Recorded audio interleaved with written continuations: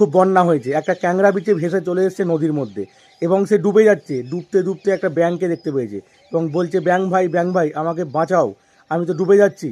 তখন ব্যাঙটা বলছে, আমি যদি তোমাকে আজকে বাঁচাই তাহলে তুমি এক্ষুনি আমাকে কামড়ে দেবে, তাহলে আমি তো মারা যাব। তখন কাঁদতে কাঁদতে বলছে, আমি তো এমনিই মরে যাচ্ছি, তুমি যদি এখন আমাকে সাহায্য করো তাহলে আমি বেঁচে যাব। কেউ সাহায্য করা মানুষকে কামড়ায়, কেউ তাকে মৃত্যুর দিকে ঠেলে দেয়। আমি তোমায় কোনো দিন মৃত্যুর দিকে ঠেলে দেবো না, তো আমাকে বাঁচাও। ব্যাংকটাও চিন্তা করছে, হ্যাঁ সত্যিই তো, ও তো এমনিই মরে যাচ্ছে, আমি যদি ওকে একটু সাহায্য করি ও কি আমাকে এই প্রতিদান দেবে? তো অবশ্যই দেবে না।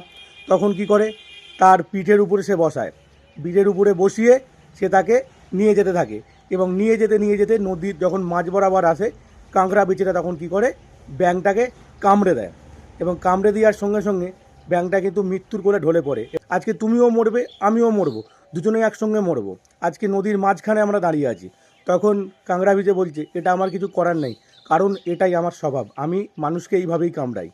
কিন্তু ব্যাংকটা তাকে বিশ্বাস করেছিল যে হয়তো তাকে কামড়াবে না, সে কিন্তু মরে যাবে না। এটা হচ্ছে কাঁকড়া বিছে আর ব্যাঙের গল্প না, এটা আমাদের জীবনের গল্প।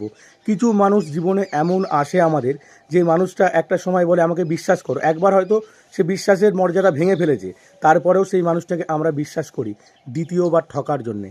তো অবশ্যই যে মানুষটা বিশ্বাস ভেঙে দেয় সেই মানুষটাকে কোনো দিন বিশ্বাস করবেন না, তার কারণ সে একবার আপনার বিশ্বাস যখন ভেঙেছে আবার ভাঙবে। আর বিশ্বাসের মর্যাদা হারিয়ে গেলে কাউকে এইভাবে বিশ্বাস করবেন না, সে আবার আপনাকে ঠকাবে।